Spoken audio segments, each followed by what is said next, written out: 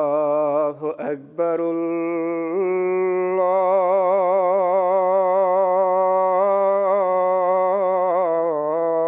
الله أكبر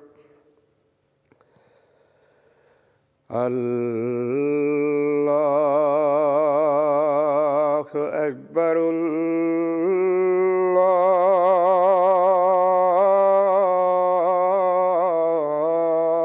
الله أكبر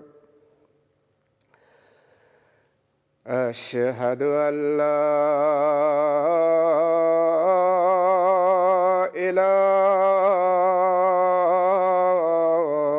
إله إلا الله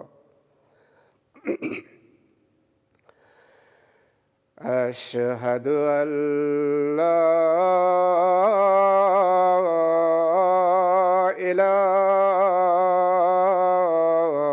إله إلا الله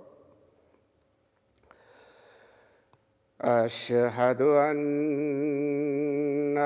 محمدًا رسول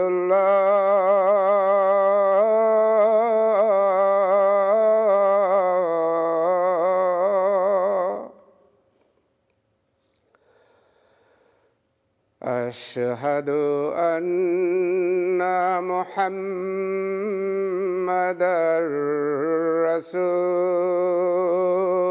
رسول الله حي على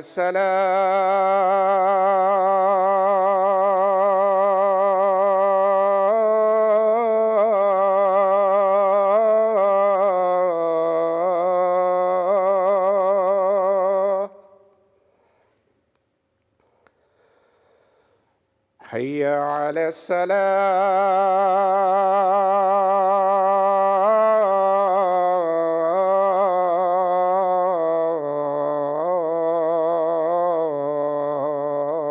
الصلاة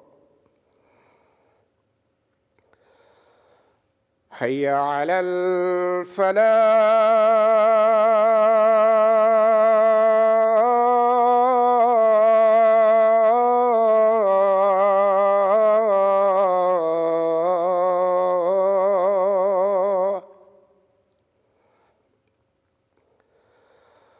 حي على الفلاح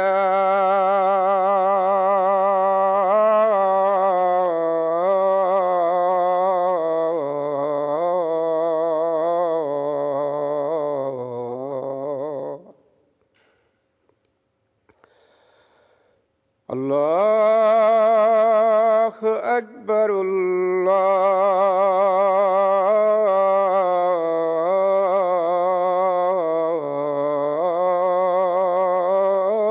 الله أكبر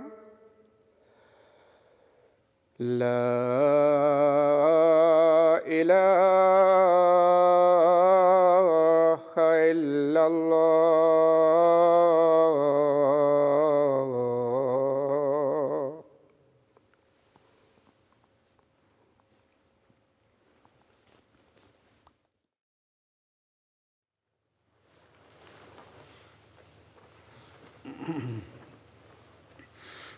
السلام عليكم ورحمة الله.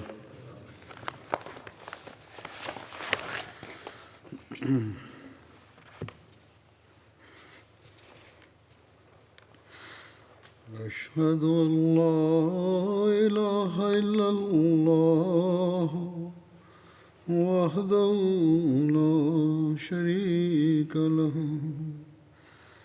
وأشهد أن محمدًا عبده ورسوله أما بعد فأعوذ بالله من الشيطان الرجيم بسم الله الرحمن الرحيم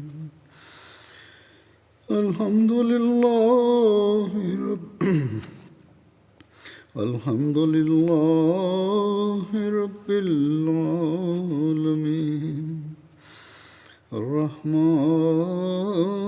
الرحيم مالك يوم الدين إياك نعبد وإياك نستعين اهدنا الصراط المستقيم صراط الذين أنعمت عليهم غير المغضوب عليهم After reciting the Tashahhud, Ta'awuz and Surah Al-Fatiha, Hazrat Khalifatul Masih V, Ayyadahullah Ta'ala binasrihil Aziz stated, हज़रत उमर रज़ियल्लाहु अन्हु के ज़माने के वाक़यात का ज़िक्र चल रहा था। आज जंग यरमूक के बारे में बयान करूँगा। जंग यरमूक की तारीख़ के मुतालिक रवायात में इख्तिलाफ पाया जाता है। The accounts from the life of Hazrat Umar radiyallahu ta'ala anhu were being narrated. And today I will mention the Battle of Yarmouk. There is a difference of opinion in relation to the dates of when the Battle of Yarmouk took place. According to one narration, it states that this battle was fought in 15 Hijri, whereas according to others it was fought in 13 Hijri, prior to the conquest of Damascus. According to another narration, the first news Hazrat Umar radiyallahu ta'ala anhu received with regards to a victory in battle was the Battle of Yarmouk, and at the time, only 20 days had passed since the demise of Hazrat Abu Bakr radiyallahu ta'ala anhu. According to others, Hazrat Umar radiyallahu ta'ala anhu was first given the news of the conquest of Damascus. But in any case, the narration regarding the conquest of Damascus having taken place first seems to be more accurate. And the evidence indicates that the Battle of Yarmouk was fought during the time of Hazrat Umar radiyallahu ta'ala anhu.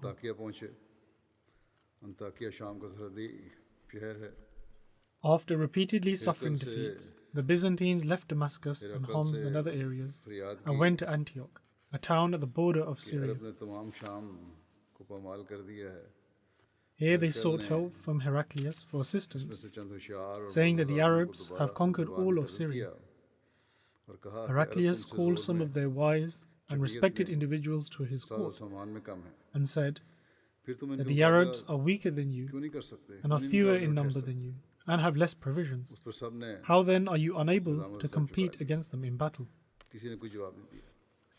Upon this, all of them lowered their heads in shame, and none of them said a word in reply. However, there was one experienced elderly man who stated that the morals of the Arabs are superior to ours. They worship at night, they fast during the day, and they do not wrong anyone, and meet and treat each other with equality. On the other hand, our state is such that we drink alcohol, act immorally, we do not honor our oaths, and we commit injustices to others. And so, as a result of this, their endeavors are filled with passion and steadfastness, whereas ours are completely devoid of these traits.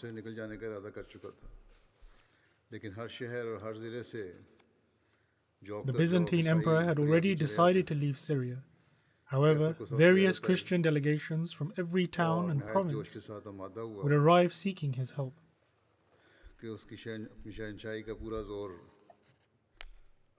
The Byzantine emperor was greatly impassioned by this, and thus agreed to utilize the entire strength of his kingdom in opposition to the Arabs. And so he sent messages everywhere to Rome, Constantinople, Antalya, and Armenia, and that all armies should reach Antioch by a particular date.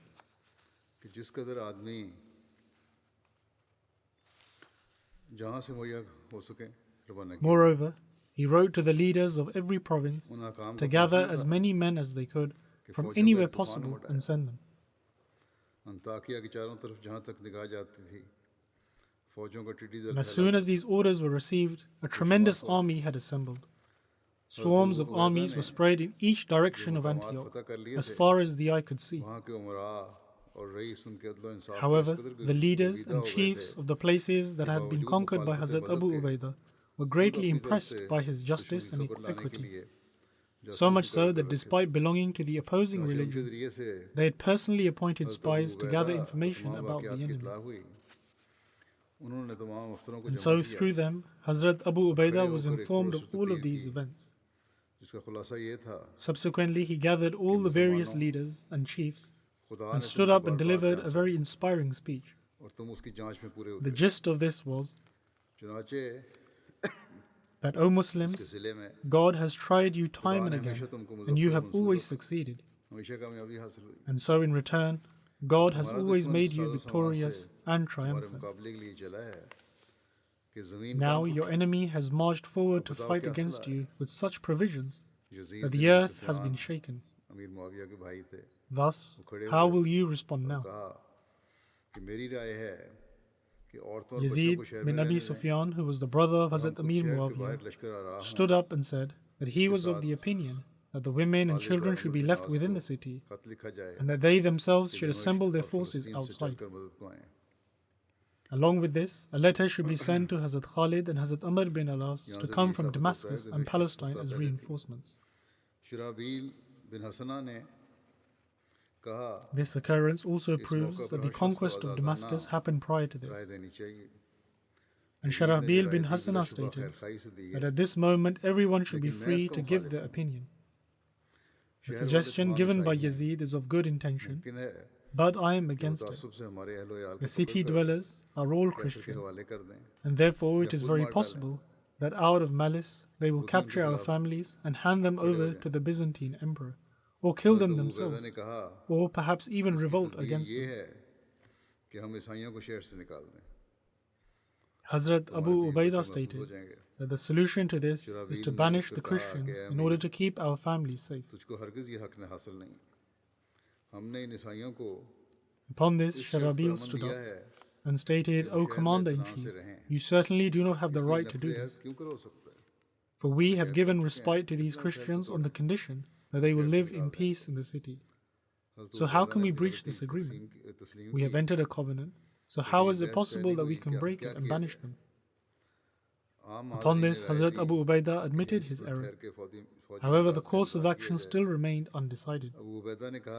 The general public suggested that they remain in Homs and await for the armed reinforcements. Hazrat Abu Ubaidah said that there wasn't enough time for that.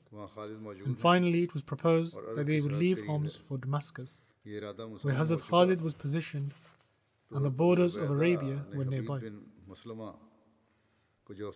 When this plan of action was decided upon, Hazrat Abu Ubaidah called for Habib bin Maslama, who was the officer of the treasury, and told him that because of the dire circumstances, they were now unable to uphold the responsibility of safeguarding the Christians. Therefore, whatever tax or jizya had been collected from them for their well-being and protection cannot be fulfilled, and therefore should be returned to them in its entirety. Moreover, they should also be informed that the relationship established between them is still the same. But due to being unable to protect them at the time, the jizya, i.e. the tax which was collected in exchange of protecting them, should be returned to them. Thus, an amount numbering in the hundreds of thousands was returned. This incident had such a profound effect on the Christians that it left them in tears, and they very passionately prayed to God for their return. The Jews took an even more profound effect from this, and they swore by the Torah that as long as they lived, they would not let the Byzantine emperor rule over Homs. Upon saying this, they even closed the city's defensive gates and stationed men everywhere to stand guard. Abu Ubaidah did not only treat the people of Homs as such, rather he sent word to all the conquered regions to return the full amount of the jizya, i.e. the tax, that was collected from them.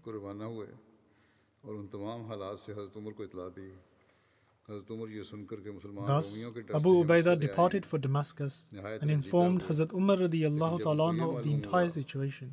When Hazrat Umar radiallahu ta'ala anhu heard that the Muslims have left Homs in fear of the Byzantines, he became extremely sad.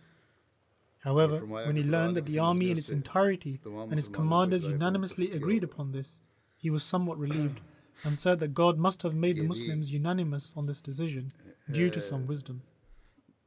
हवाले मिलते हैं कि पहले हज़रत उमर से पूछा गया था और हज़रत उमर ने फरमाया था कि सब कुछ अगर तुम It is also mentioned in certain narrations that Hazrat Umar radiallahu ta'ala anhu was first asked about this, and he himself gave instructions to return whatever was collected as jizya if they were unable to offer protection. Hazrat Umar radiallahu ta'ala anhu then wrote to Abu Ubaidah that he would send forces with Sayyid bin Amr as reinforcements. However, victory and defeat was not determined by an army's size. और उनसे मुशावरत की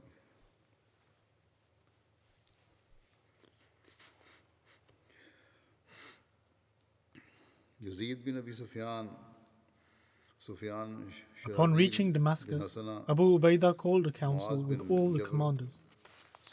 Yazid bin Abi Sufyan, Sharahabil bin Hassana, and Muaz bin Jabal all gave different suggestions. In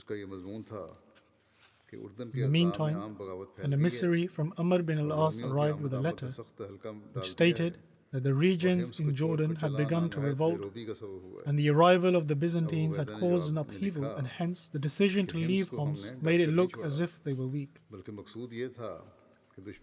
Upon this, Abu Ubaidah sent a letter in response, saying that the withdrawal from Homs was not out of fear, but rather was intended to draw out the enemy from their shelters, and so that all the Muslim armies which were dispersed in every direction would unite. The letter also mentioned that he, i.e. Hazrat Amr bin al-As, should not move from his current location, and that he would join him there. The next day, Abu Ubaidah left Damascus and set up camp on the outskirts of Jordan in Yarmouk. Yarmouk was a steep valley in the peripheries of Syria where the Jordan River flows from. Amr bin al-As also arrived there for the meeting, and this place was very suitable for the needs of battle because the border of Arabia was the closest location to this place in comparison to all other locations. Moreover, the area behind them, which extended to the borders of Arabia, was all a clear expanse, which would allow them, if needed, to pull back as much as they wanted. The reinforcements Hazrat Umar radiallahu ta'ala anhu sent under the command of Sayyid bin Amir had not yet arrived, when the Muslims began to worry after hearing news of the arrival and considerable equipment of the Byzantines. Abu Ubaidah sent another messenger to Hazrat Umar radiallahu ta'ala anhu to inform him that the Byzantines were coming from all directions, and their ambition was to such a degree that wherever their armies passed through, even their priests and shrine dwellers, the likes that have never taken a step out of solitude, were becoming impassioned and joining their forces. When this letter reached Hazrat Umar radiallahu ta'ala anhu, he gathered all the Muhajirin and the Ansar and read the letter out to them. The companions began to weep immediately and passionately cried out that, O leader of the faithful, for Allah's sake, permit us to go lay our lives to help our brothers. Because God forbid, if they are harmed in the slightest, it would render life useless. The passion of the Muhajirin and the Ansar continued to increase, so much so that Abdul Rahman bin Auf asked Hazrat Umar radiallahu ta'ala anhu to take charge of the army and take them along with him. However, the other companions disagreed with this, and it was then decided that more reinforcements would be sent instead. Hazrat Umar radiallahu ta'ala anhu asked the emissary how far along the enemy was. He replied that they were 3 to 4 days' journey away from Yarmouk. Hazrat Umar radiallahu ta'ala anhu became very anxious as to what could be done, and that it was not enough time for help to reach them. Hazrat Umar radiallahu ta'ala anhu then wrote a very powerful letter to Abu Ubaidah and instructed the emissary to read the letter aloud to each and every row of the Muslim army and tell them that Umar conveys his greetings to you. He further stated that, O Muslims, fight courageously and pounce on your enemies like lions and attack their skulls with your swords. They should be even lesser than ants next to you, and their large numbers should not frighten you. And as for those who have not yet joined you, do not worry on account of them. It was a unique turn of events that the day the emissary reached Abu Ubaidah, the same day Sayyid bin Amir arrived with an army of 1,000 men. As a result, the Muslims received great strength and proceeded to prepare for battle with great resolute and steadfastness. Muaz bin Jabal, a companion of a lofty status, was appointed to lead the right flank of the army, while Qubas bin Asham led the left flank, and Hashim bin Utma commanded the foot soldiers. The horse riders were divided into 4 companies. One was reserved for the army that was under his own command, while the other 3 were led by Qais bin Huwaira, Maysara bin Masroor, and Umar bin Tufail. These 3 brave men were among the most brave men of the Arabs and were thus titled Farisul Arab. The Byzantines were also well equipped going forward. Their numbers exceeded 200,000, and they were standing in 24 rows, headed by the religious leaders who were holding crosses in their hands as they incited their people. When the armies came face to face, a Batrik, which is a word referring to a religious leader of the Christians, came through the rows and challenged for a duel. Upon this, Maysara bin Masroor advanced his horse, but Khalid stopped him because the opponent looked to be young and strong, and instead Khalid looked towards Qais bin Huwaira, and so Qais bin Huwaira went forward whilst reciting a couplet. Qais attacked so swiftly that the opponent could hardly even grab hold of his weapon. The sword struck his head, cutting through his helmet all the way to his neck, and he tumbled off of his horse. Upon this, the Muslims raised slogans glorifying God. Khalid said that this was a good sign, and if God willed, then victory would be theirs.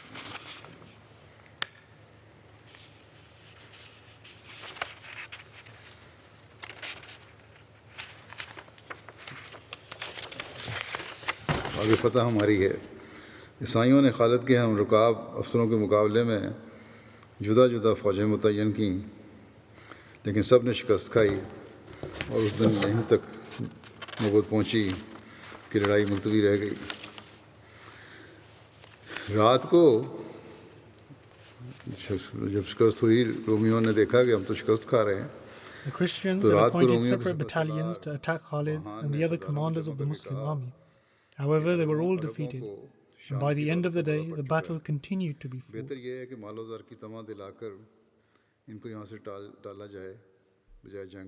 At night, when the Byzantines realized that they were losing, their commander Bahan gathered the chiefs and told them that the Arabs have become accustomed to the riches of Syria. And so, rather than continuing to fight, it would be best to entice them with riches in exchange for leaving. Everyone agreed with this suggestion, and so, on the next day, they sent a messenger to Abu Ubaidah requesting for a higher-ranking leader to be sent to them in order to negotiate the terms of a ceasefire. Abu Ubaidah appointed Khalid for this, and the messenger who conveyed this message was named George, as recorded by the Urdu historians. However, in the Arabic books, his name appears as Jarja, and I have mentioned this for the Arab speakers. In any case, when the messenger arrived, it was already evening, and the Maghrib prayer was offered a short while later. The zeal with which the Muslims glorified God and stood for prayer, and the level of devotion, tranquility, dignity, honor, and fervency with which the Muslims offered prayer greatly impressed the messenger, and he looked on in awe. When the prayer came to a conclusion, he asked Abu Ubaidah a few questions, one of which was about his belief regarding Jesus. Upon this, Abu Ubaidah recited the following verses of the Holy Quran. Inna masala Isa inda Allahi ka masali Adama khalaqahu min turabin summa qala lahu kun fayakun. Ya ahl al-kitabi la taghlu fi dinikum wa la taqulu ala Allahi illa al-haq.